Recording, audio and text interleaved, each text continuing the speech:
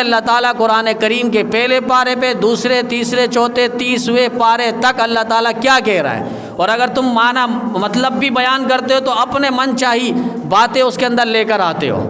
اب ایک شخص ملا مجھے اور کہنے لگا کہ یہ بتلائیے کہ ایک شخص نے کہا کہ صرف قرآن کریم ہی ہمارے لیے ہے، احادیث نہیں ہے، اس لیے کہ حدیثیں جو ہے 300-400 سال بعد لکھی گئی ہے۔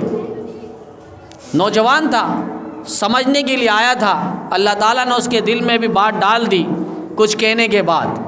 ہم نے کہا قرآن میں تو اللہ کہتا ہے اطیعوا اللہ و اطیعوا الرسول، کہ اللہ کا مانو رسول اللہ کا مانو، اب کیا کہو گے؟ اللہ کا مانو رسول اللہ کا مانو۔ وَمَن يُشَاقِقِ الرَّسُولَ مِن بَعْدِ مَا تَبَيَّنَ لَهُ الْهُدَى وَيَتَّبِعْ غَيْرَ سَبِيلِ الْمُؤْمِنِينَ، اللہ اور اس کے رسول سے کوئی دشمنی کرے اور مومنین کے راستے سے ہٹ جائے تو اللہ تعالیٰ اس کو دنیا میں بھی ذلیل و خوار کرے گا اور آخرت میں اس کو جہنم میں داخل کرے گا۔ یہ تو اللہ قرآن میں کہہ رہا وَمَا آتَاكُمُ الرَّسُولُ فَخُذُوهُ وَمَا نَهَاكُمْ عَنْهُ فَانْتَهُوا، کہ جو تمہیں رسول دے دے اسے لے لو، جسے منع کر دے رک جاؤ۔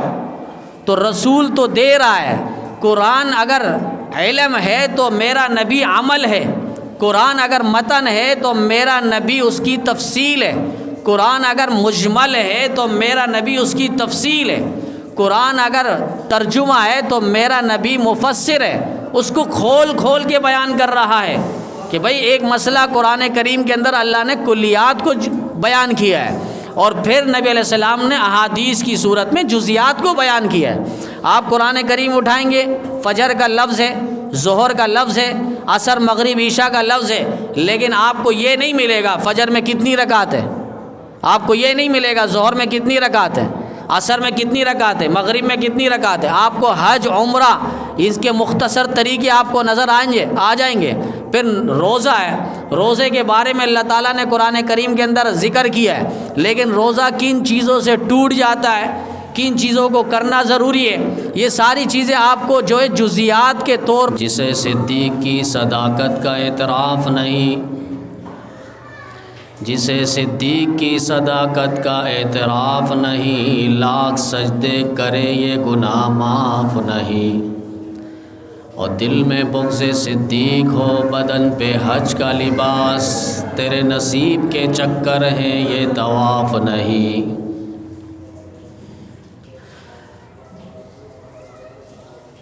اور سب سے پہلے مشیت کے انوار سے نقش روح محمد بنایا گیا، پھر اسی نقش سے مانگ کر روشنی بزم کون و مکان کو سجایا گیا۔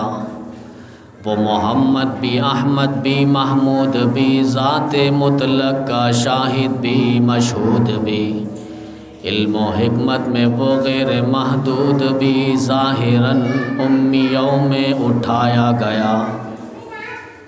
اور اس کی رحمت ہے بے حد و بے انتہا، اس کی شفقت تخیل سے بھی ماورا، جو بھی عالم جہاں میں بنایا گیا اس کی رحمت سے اس کو سجایا گیا۔ اور حشر کا غم ہو مجھے قاسم کس لیے، میرا آقا ہے وہ، میرا مولا ہے وہ، ارے جس کے دامن میں جنت بسائی گئی، جس کے ہاتھوں سے کوثر لٹایا گیا۔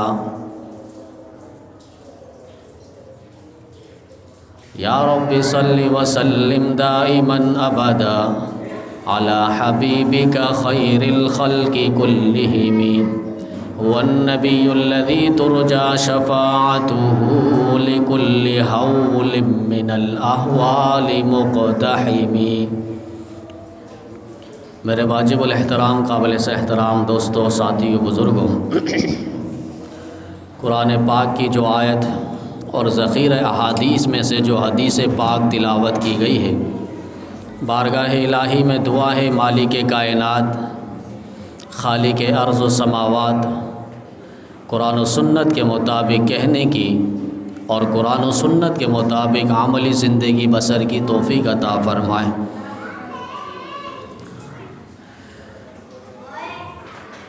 مہینہ جمادی الثانی کا چل رہا ہے اور اسی مہینے کی مناسبت سے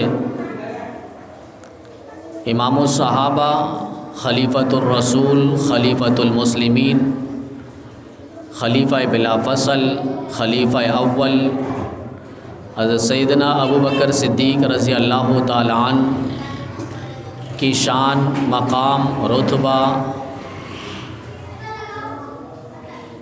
2-3 جمعوں سے مختصر گوش و گزار کی جا رہی ہے۔ آج کی نشست میں بھی مختصر چند ایسے پہلو کو اور موضوعات کو رکھنے کی کوشش ہوگی جو اسلام اور تاریخ اسلام میں ایک اہم عظمت، مقام اور مرتبہ اور رتبہ رکھتے ہیں کہ سیدنا ابو بکر صدیق رضی اللہ تعالیٰ عنہ نبی کریم صلی اللہ علیہ وسلم کے ساتھ انتہا کے درجے میں انہیں عشق تھا اور انہیں محبت تھی، اور اللہ تعالیٰ نے نبی کی رفاقت کے لیے اور نبی کی محبت کے لیے حضرت ابو بکر صدیق رضی اللہ تعالیٰ عنہ کو پیدا فرمایا۔ نبی کی رفاقت اور نبی کی معیت کے لیے، نبی سے محبت انتہا درجے پہ کرنے کے لیے اللہ تعالیٰ نے سیدنا ابو بکر صدیق رضی اللہ تعالیٰ عنہ کو نبی کریم صلی اللہ علیہ وسلم کے ساتھ منتخب فرمایا۔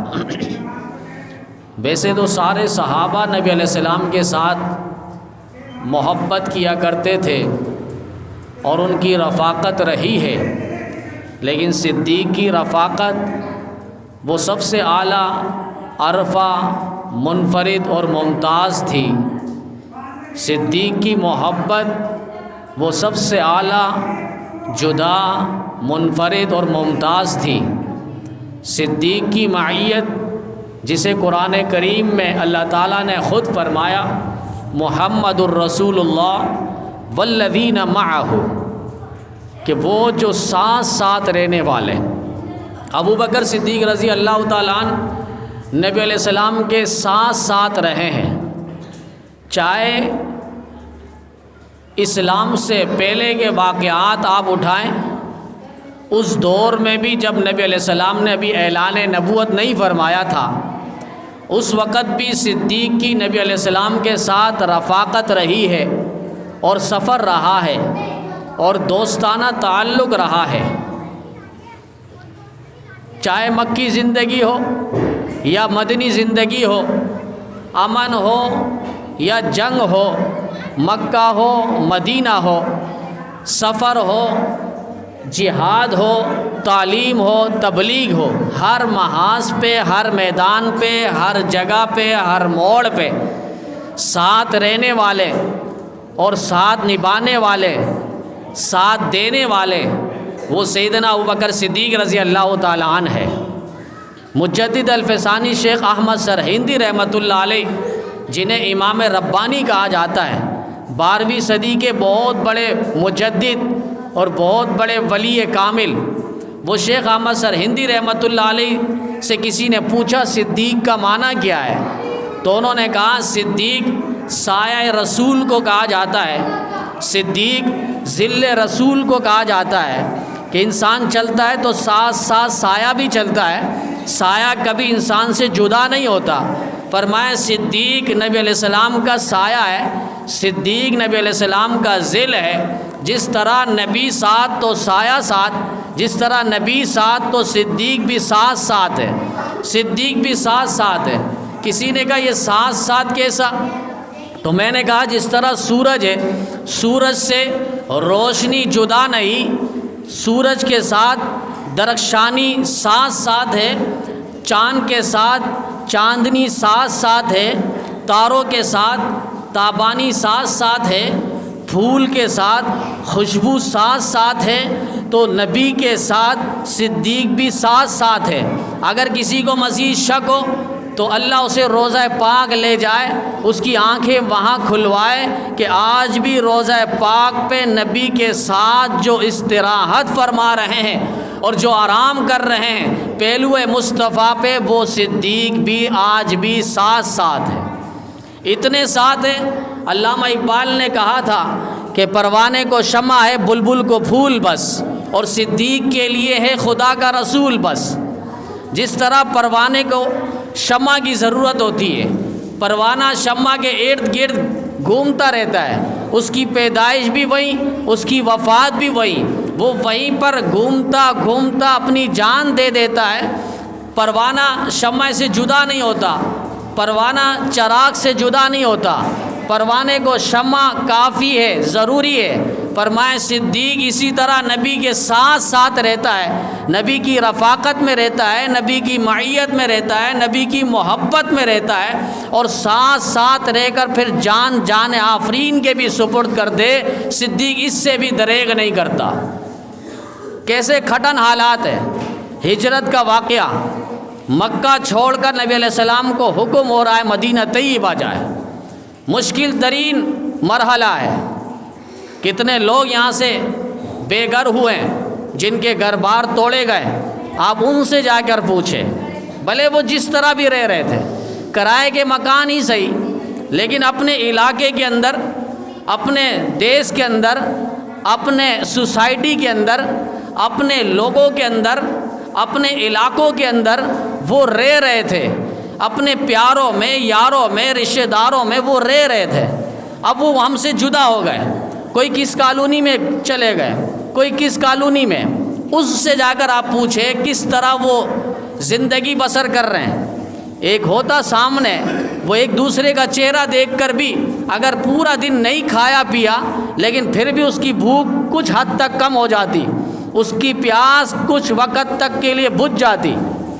اپنا علاقہ چھوڑنا آسان نہیں، اپنا شہر چھوڑنا آسان نہیں، اپنا گھر بار چھوڑنا آسان نہیں، اپنا قوم، قبیلہ، خاندان، برادری سے جدا ہو جانا یہ کسی کو برداشت نہیں، آسان نہیں۔ دین وطن کے لیے یہ قربانی دینا پڑ رہی ہے۔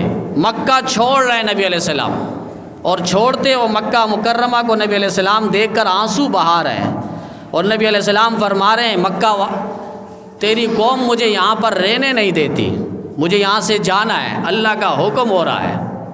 اور یہ بھی یاد رہے کہ دین کے لیے ایک علاقہ چھوڑ کر دوسرے علاقے میں جانا، دین کے لیے ایک شہر چھوڑ کر دوسرے شہر پہ جانا، جبکہ وہاں آپ کے لیے دین پر چلنا مشکل ہو رہا ہو، آپ دوسرے علاقے میں جائیں، دوسرے شہر پر جائیں، دوسری بستی پہ جائیں، دوسرے ملک پہ جائیں، تو یہ ناکامی کی دلیل نہیں ہے۔ ایسا نہیں یہ شخص پریشان ہے تو یہ ناکام ہے، یہ کامیابی کی طرف دلیل ہے کہ یہ اپنا دین نہیں چھوڑ رہا، یہ اپنا مذہب نہیں چھوڑ رہا، یہ اپنا اسلام نہیں چھوڑ رہا، اپنا گھر بار چھوڑ چکا ہے، اپنا قوم قبیلہ چھوڑ چکا ہے، اپنی پڑوسی چھوڑ چکا ہے، اپنی سوسائٹی چھوڑ چکا ہے، اپنا ماحول ارد گرد کے سب کچھ چھوڑ چکا ہے، دین اسلام کو نہیں چھوڑ رہا۔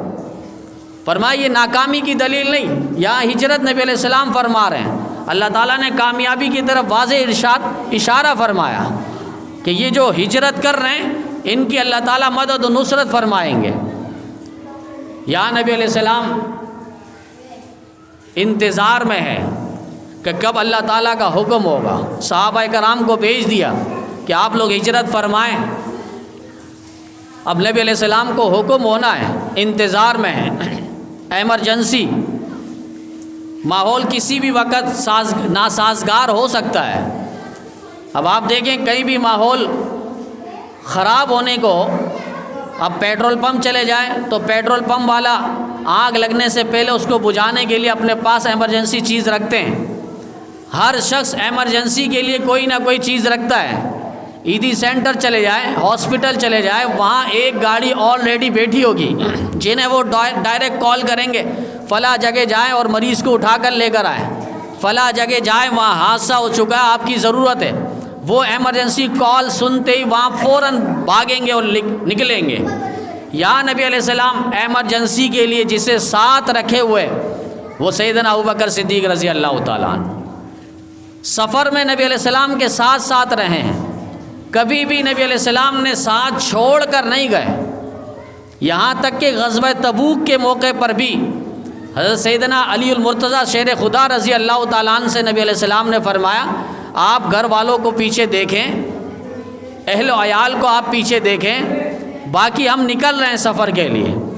ابو بکر صدیق رضی اللہ تعالیٰ عنہ کو ایسا کبھی بھی نہیں ہوا کہ نبی علیہ السلام سفر میں جا رہے ہو، 27 غزوات جنگیں لڑی نبی علیہ السلام نے، اور جہاں جہاں اسفار ہوئے، سفر ہوئے، تعلیم ہو، تبلیغ ہو، دعوت ہو، ابو بکر صدیق رضی اللہ تعالیٰ عنہ نبی علیہ السلام کے ساتھ ساتھ رہے ہیں، ساتھ ساتھ رہے ہیں۔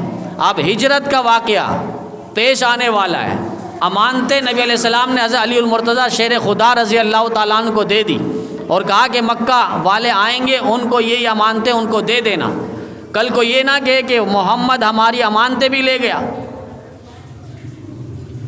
اور وہ سارے 100 بڑے بڑے قبیلے کے سردار آئے ہوئے تھے، انہوں نے میٹنگ کی تھی ہم اکیلا اگر نبی کو ماریں گے، اس محمد کو ماریں گے صلی اللہ علیہ وسلم تو ہمارے اوپر پریشانی آئے گی، پریشر آئے گا کہ فلاں قبیلے والے نے مارا۔ کرنا کیا ہے، 100 قبیلے کے بڑے بڑے سردار وہ جمع ہو گئے، انہوں نے کہا کہ ہم ایک ساتھ مل کے کریں گے۔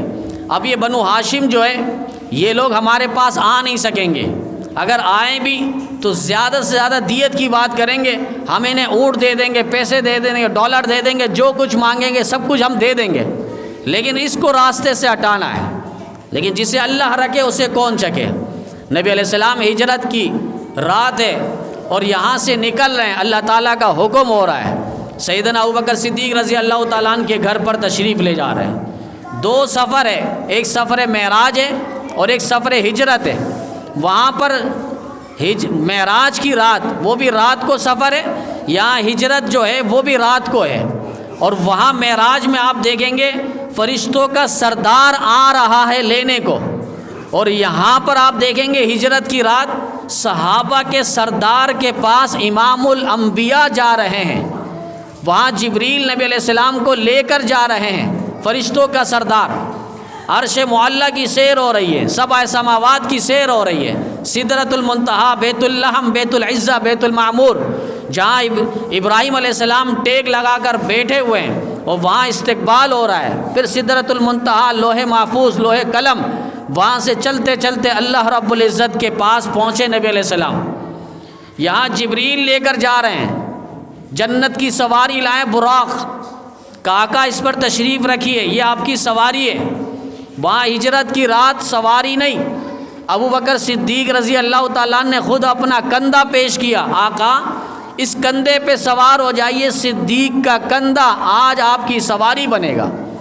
لوگ اس سواری کا تذکرہ کرتے ہیں، کرنا چاہیے، ہمارے ایمان ہے، جز ہے کہ نبی کریم صلی اللہ علیہ وسلم کے کندھے مبارک پہ حضرت حسین رضی اللہ تعالیٰ عنہ سوار ہوئے ہیں۔ اس سواری کا ذکر ہوتا ہے، اس سواری کا ذکر ہوتا ہے جس نانا نے نواسے کو کندھے پر سوار کیا، لیکن آج نانا خود جس کے کندھے پر سوار ہو رہے ہیں اس سواری کا تذکرہ کیوں نہیں ہو رہا، اس صدیق کا تذکرہ کیوں نہیں ہو رہا؟ دشمنی ہے کہ نبی علیہ السلام نے اتنی محبت دی کہ آج چل کر ساری دنیا نبی علیہ السلام کے قدموں میں آ رہی ہے۔ صہیب روم سے آ رہا ہے، ابو ہریرہ یمن سے چل کر آ رہے ہیں، سلمان فارسی وہ فارس سے چل کر نبی علیہ السلام کے قدموں میں آ رہا ہے، جبریل آسمانوں سے نبی علیہ السلام کے قدموں میں آ رہا ہے، قرآن لوح محفوظ سے اتر کر نبی علیہ السلام کے دل مبارک پر آ رہا ہے، ساری دنیا نبی علیہ السلام کے قدموں میں آ رہی ہے، اور آج نبی علیہ السلام در صدیق میں جا رہے ہیں، صدیق کے گھر میں جا رہے ہیں، عظمت بتا رہے ہیں کہ صدیق کا مقام اور مرتبہ کیا ہے۔ صدیق کی تمنا تو یہی ہے، آج اللہ وہ تمنا پوری فرما رہے ہیں، النظر الی وجہ رسول اللہ، کہ نظر میری ہو دیدار حبیب کا ہوتا رہے، نظر میری ہو چہرہ مصطفیٰ کا دیدار ہوتا رہے۔ یہاں ہجرت کی رات ہے، نبی علیہ السلام تشریف لائے، ابو بکر صدیق رضی اللہ تعالیٰ عنہ سے فرمایا کہ کچھ علیحدگی میں بات کرنی ہے۔ ابو بکر صدیق نے فرمایا آقا اہلی و اہلک، میرے گھر والے آپ کے گھر والے، آپ بلا جھجک کہہ سکتے ہیں، بلا خوف کہہ سکتے ہیں، آپ کی راز فاش نہیں ہوگی۔ یہاں ہمارا گھر کا غلام کیوں نہ ہو، وہ بھی ٹکڑے ٹکڑے ہو جائے گا، آپ کی راز کو آگے پیچھے نہیں کرے گا۔ پورا گھرانہ نبی علیہ السلام کی خدمت میں لگ گئے۔ بیٹی اسماء بنت عمیس ہے، حضرت عائشہ سے بڑی ہے رضی اللہ تعالیٰ عنہا، ان کی خدمت میں لگا دی گئی کہ روٹی بنا کر تم نے فلاں غار سور پہ لے جانا ہے، اور غلام عامر بن فہیرہ کو کہا کہ تم نے وہاں اس غار کے پاس بکریاں چرا کر لے جانا ہے تاکہ ہم اس کا دودھ نکالیں اور دودھ پیے۔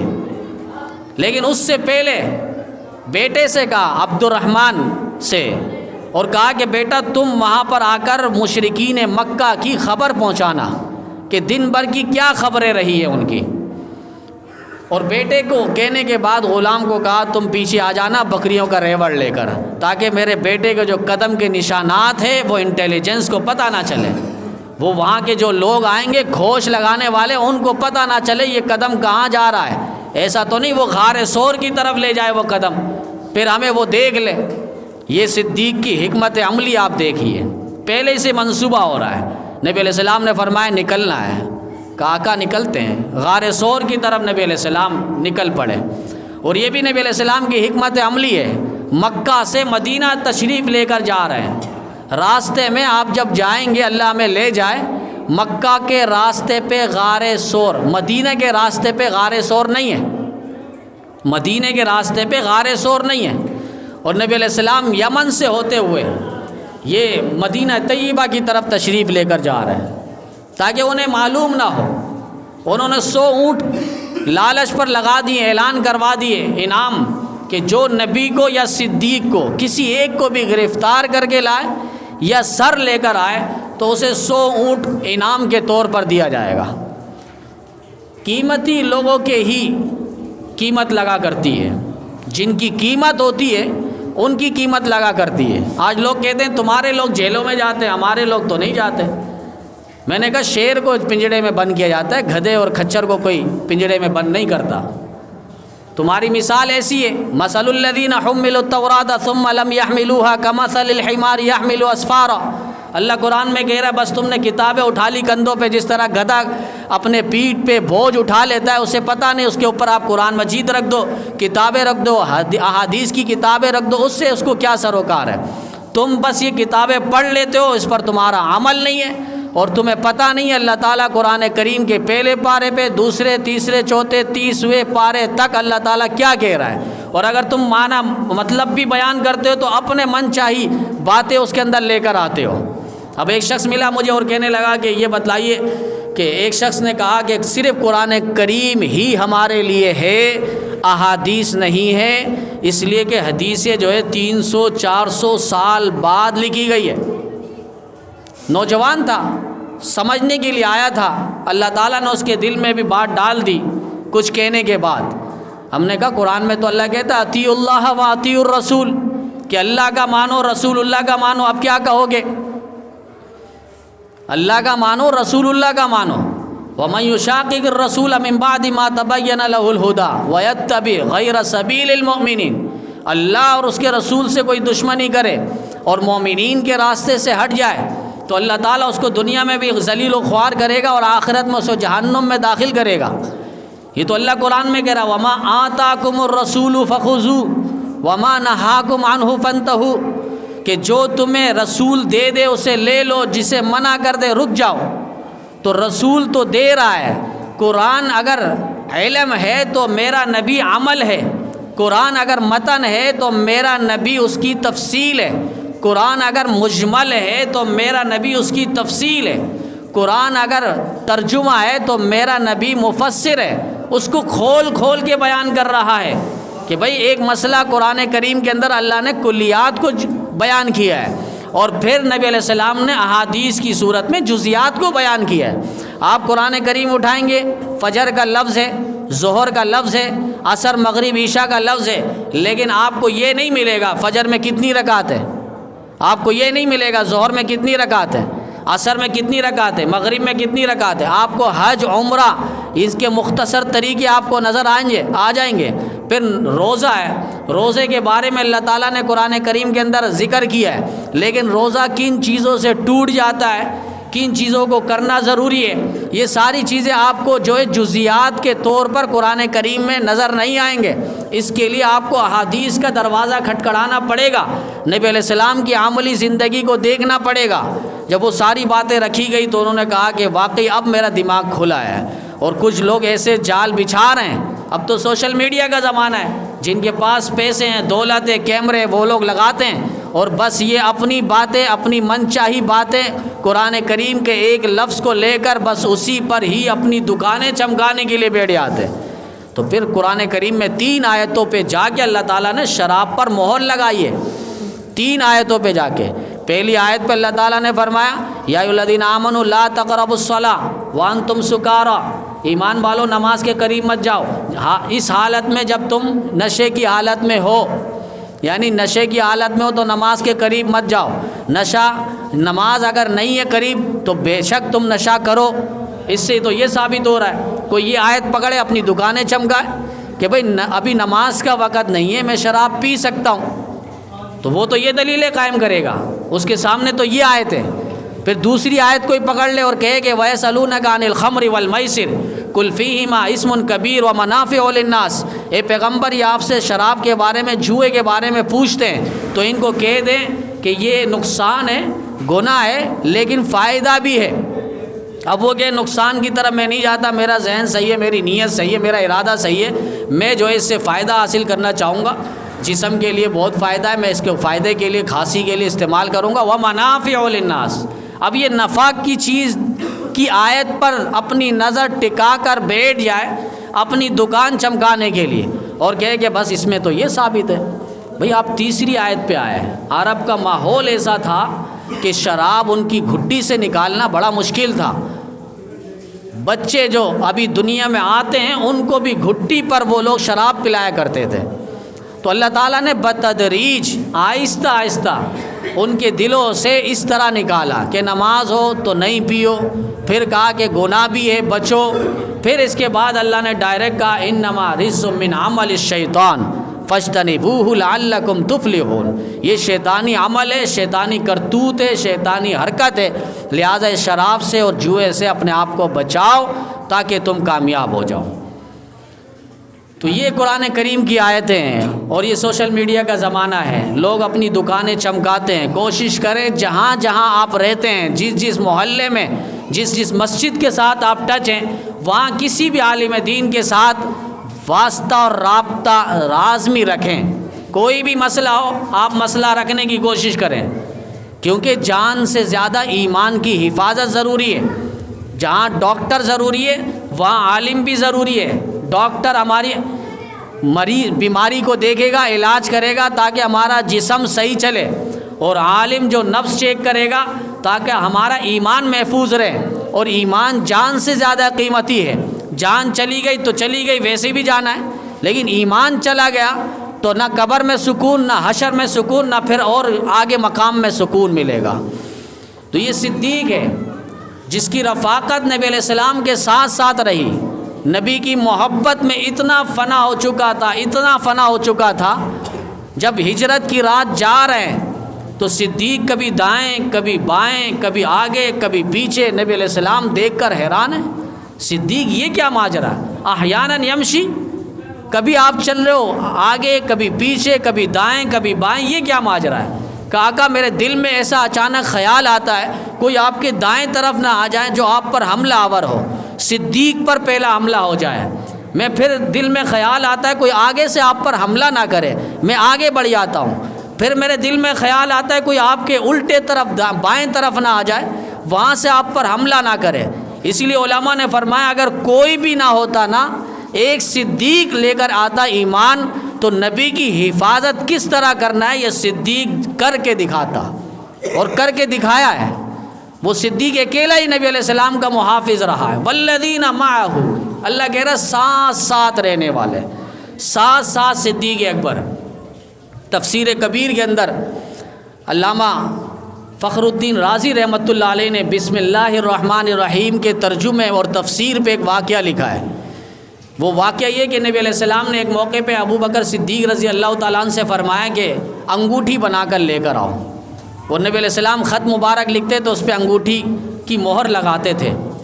تو صدیق سے فرمایا اس میں لا الہ الا اللہ یہ لکھوا کے لے کر آؤ. تو ابو بکر صدیق نقش نگار کے پاس گئے، انگوٹھی بنانے والے کے پاس، اور اس کو جا کر کہا اس میں لا الہ الا اللہ اور محمد الرسول اللہ لکھ دو. دل میں خیال آیا تھا کہ اللہ کے ساتھ رسول اللہ کا نام میں جدا برداشت نہیں کرتا، یہ دونوں نام ایک ساتھ ہونے چاہیے. بس اس کو کہا، دکان والے کو کہا کہ آپ یہ دونوں نام لکھ دیں، لا الہ الا اللہ محمد الرسول اللہ. وہ انگوٹھی تیار ہو گئی. ابو بکر صدیق لے کر آئے، نبی علیہ السلام کو انگوٹھی دی، پڑھانے والے سے پڑھوایا کہ لا الہ الا اللہ محمد الرسول اللہ. ابو بکر صدیق کہا ابو بکر یہ کیا لکھوایا؟ میں نے تو آپ سے کہا تھا لا الہ الا اللہ، صرف پہلا جز لکھوانا ہے، آپ نے محمد الرسول اللہ بھی لکھوا دیا اور ساتھ ساتھ اپنا نام بھی لکھوا دیا. ابو بکر صدیق پریشان ہے، میں نے تو نہیں لکھوایا تھا اپنا نام. ہاں یہ کہ میں نے محمد الرسول اللہ لکھوایا تھا. آقا میں نے آپ کا نام لکھوایا تھا کیونکہ مجھے آپ کا نام اللہ سے جدا برداشت نہیں ہے. میں چاہتا ہوں کہ لا الہ الا اللہ کے ساتھ محمد الرسول اللہ بھی لکھا ہوا ہو، لیکن یہ میں نے آگے جو ابو بکر صدیق ہے یہ میں نے نہیں لکھوایا. فوراً جبریل آ گئے اللہ کا حکم لے کر، پیغام لے کر، اے پیغمبر یہ نام ہم نے لکھوائے ہیں، یہ نام ہم نے لکھوائے ہیں. جس طرح ابو بکر صدیق کو میرے نام کے ساتھ تیرے نام کی جدائی برداشت نہیں، تو تیرے نام کے ساتھ صدیق اکبر کے نام کی بھی جدائی ہمیں برداشت نہیں ہے. یہ ابو بکر صدیق رضی اللہ تعالیٰ عنہ غار پہ جا رہے ہیں، غار سور کی طرف، اور وہاں پہنچنے پر پہاڑی کا سلسلہ ہے، جوان بھی نہیں چڑھ سکتا آج کے زمانے کا. اور اس وقت ابو بکر صدیق تنہا نبی علیہ السلام کو کندھے مبارک پہ لے کر غار سور کی طرف چل پڑے. غار سور کی طرف یہ ابو بکر صدیق ایک ہی ہے جو نبوت کا بوجھ اٹھا رہا ہے. لوگ کہتے ہیں خلافت لے گیا، خلافت لے گیا. ہم نے کہا خلافت کیا چیز ہے؟ نبوت کو لے گیا صدیق. روکو، کہاں تک روک سکتے ہو؟ ایک بات چلی گئی، ایک بات ہو گئی. ابو بکر صدیق پہلا خلیفہ، عمر دوسرا خلیفہ، عثمان تیسرا خلیفہ، علی چوتھا خلیفہ. یہ خلیفہ بن کے خلافت کر کے چلے گئے. اب آپ بلا وجہ اس پر باتیں کیوں کر رہے ہیں؟ اگر قیامت کی صبح تک ساری دنیا رافضیت الٹی لٹک جائے تب بھی خلافت ابو بکر کو خلافت چہارم نہیں کر سکتے. بھائی ایک خلافت چلی گئی اور چل پڑی. ابو بکر صدیق پہلے نمبر پر، عمر فاروق دوسرے نمبر پر، عثمان تیسرے نمبر پر، علی چوتھے نمبر پر، اور آخر میں آنا کون سا؟ یہ ناکامی کی دلیل ہے. آپ اس کو ناکامی کی دلیل سمجھتے ہیں؟ ہمارے نبی تو آخری میں آئے نا، خاتم الانبیاء بن کر آئے. تمام نبیوں کے خاتم بھی ہے اور خاتم بھی ہے، آخری بھی ہے اور مہر لگا دی. آپ کے بعد کوئی نیا نبی اب پیدا نہیں ہونا. یہ ابو بکر صدیق رضی اللہ تعالیٰ عنہ نبی علیہ السلام کو کندھے مبارک پہ اٹھا لیے. انٹیلیجنس خوش لگا رہے ہیں، دو کے قدم چل رہے ہیں، دو انسانوں کے قدم تو چل رہے ہیں، لیکن آگے جا کے یہ ایک کے قدم کیوں ہیں؟ دوسرا بندہ کہاں گیا؟ پھر کسی کھوج لگانے والوں میں سے ایک نے کہا کہ ہو سکتا ہے انہوں نے کندھے پہ اٹھا لیا ہو، کیونکہ صدیق کو نبی سے بڑی محبت ہے، یاری یہ تعلق ہے. ہو سکتا ہے صدیق نے اپنے کندھے پہ نبی کو بٹھا کر غار کی طرف کہیں اور کی طرف نکل گئے ہو.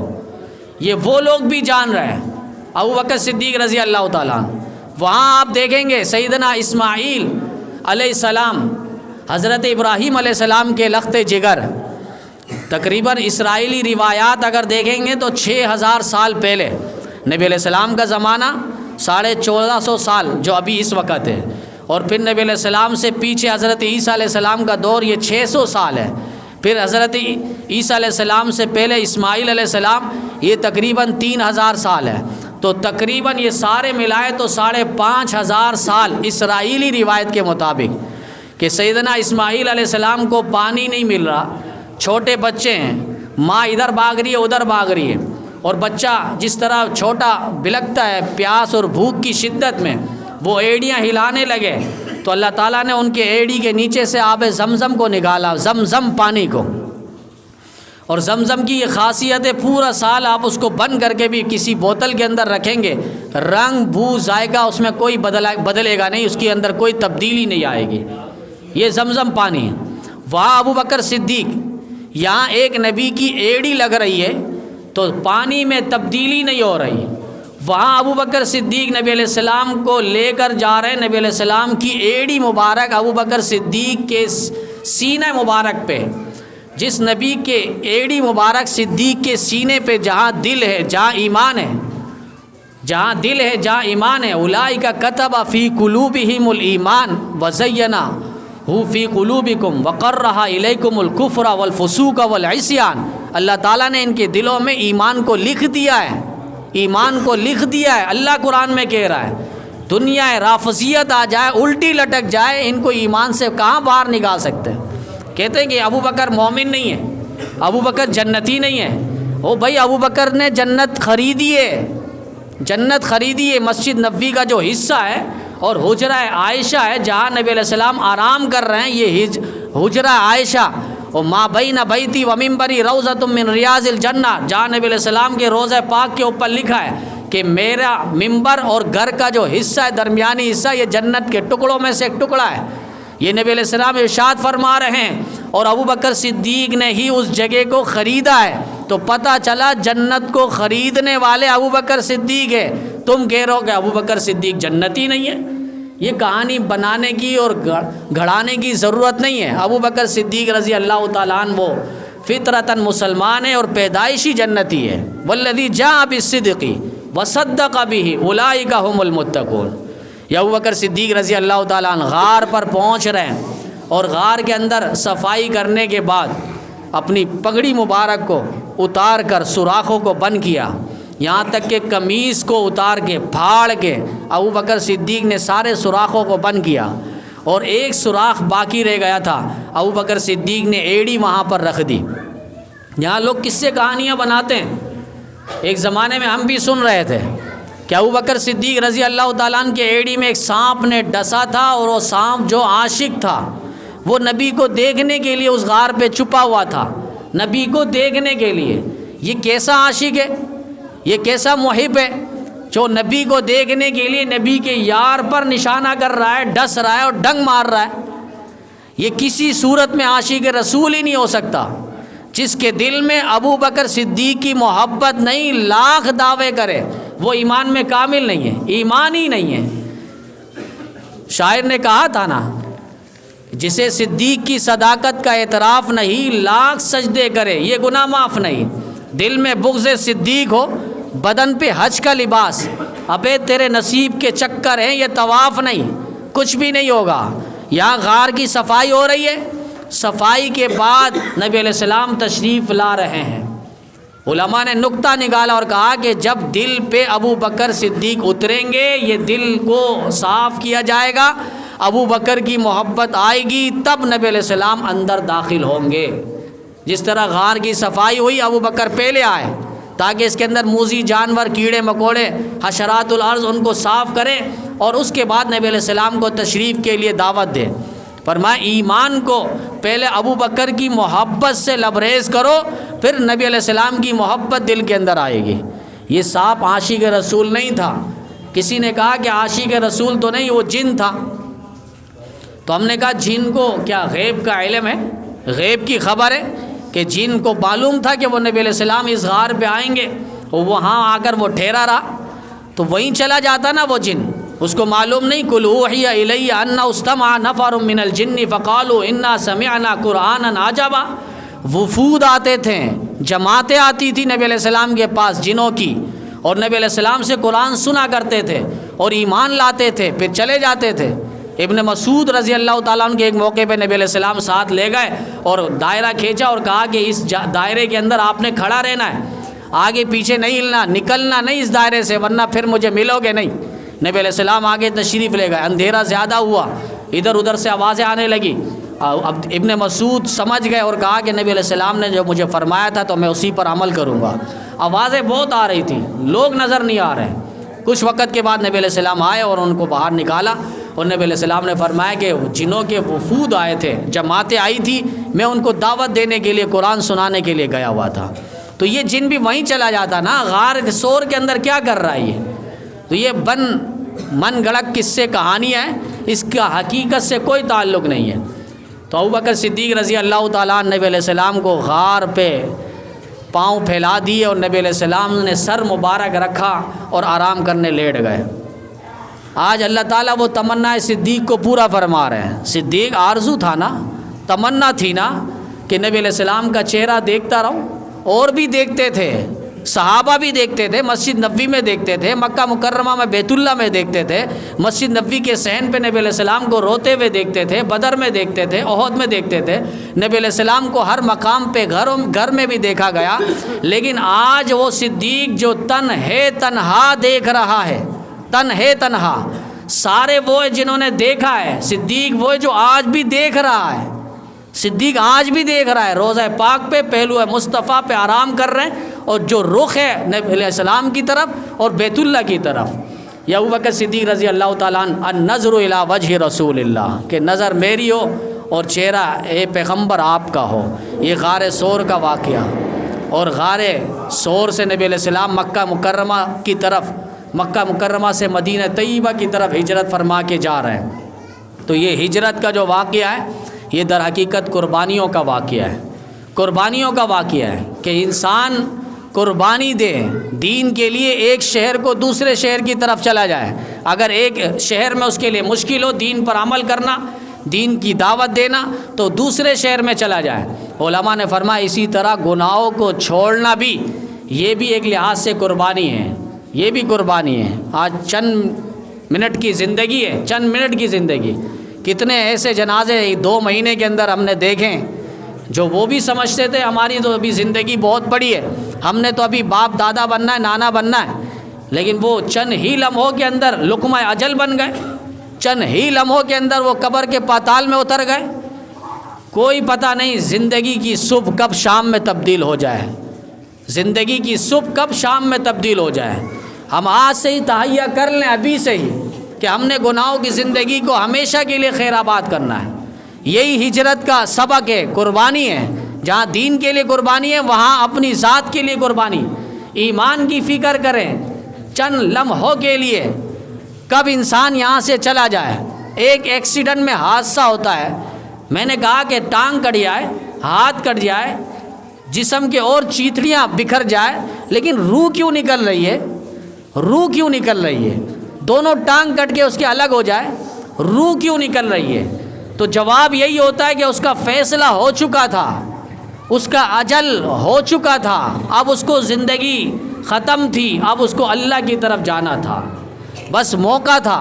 اسی لیے اسرائیل نے کہا تھا اللہ یہ کام میرے سپرد کر رہا ہے، لوگ تو مجھے برا بھلا کہیں گے، تو اللہ نے کہا ٹھیک ہے، ایسا ماحول اور واقعہ بنا دوں گا تیرا نام کوئی نہیں لے گا، کہ ایکسیڈنٹ میں مرا ہے، یہ ہارٹ اٹیک میں مرا ہے، یہ کینسر کی بیماری میں مرا ہے، یہ کسی اور بیماری کے اندر مرا ہے، تیرے طرف ان کا ذہن نہیں جائے گا، زبان نہیں جائے گا، الفاظ نہیں جائیں گے۔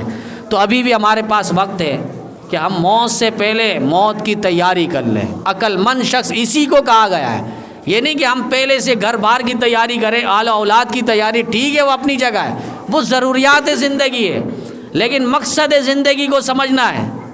ہم ضروریات زندگی کو مقصد زندگی سمجھ رہے ہیں۔ گھر بنایا، گھر کے اندر کمرے، بیڈ روم، یہ مقصد زندگی، مقصد گھر ہے، لیکن باتھ روم جو ہے وہ ضروریات زندگی ہے۔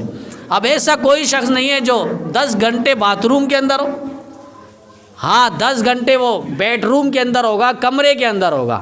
تو ضرورت اس بات کی ہے کہ ہم ضروریات زندگی کو بھی سمجھیں اور مقصد زندگی کو بھی سمجھیں، اور مقصد زندگی پر ہم ضروریات زندگی کو قربان نہ کریں، ضروریات زندگی کو قربان کر دیں، مقصد زندگی کو قربان نہ کریں۔ تو بعض ایسے پڑھے لکھے ہوتے ہیں، بس ہماری اولاد ہے، بیوی بچے ہیں، کھانا پینا بھی تو ہے، صرف یہی دین کی بات، یہ مولوی کی بات، یہ علماء کی بات، یہ جماعت تبلیغ کی بات، اسی کو لے کر چلیں گے تو ہماری زندگی کہاں بنے گی؟ بھائی زندگی نہیں بنانی، ہمیں قبر بنانی ہے، ہمیں حشر بنانی ہے، ہمیں آخرت بنانی ہے۔ مستقبل کی فکر کرتے ہیں ہم، اصل مستقبل ہمارا وہ قبر ہے. 2 دن کی زندگی ایک کوف سے کیا فائدہ؟ کھا ڈبل روٹی اور خوشی سے پھول جا. اکبر الہ آبادی نے اسی لیے تو کہا تھا ہماری زندگی ہم کہاں لے کر جا رہے ہیں.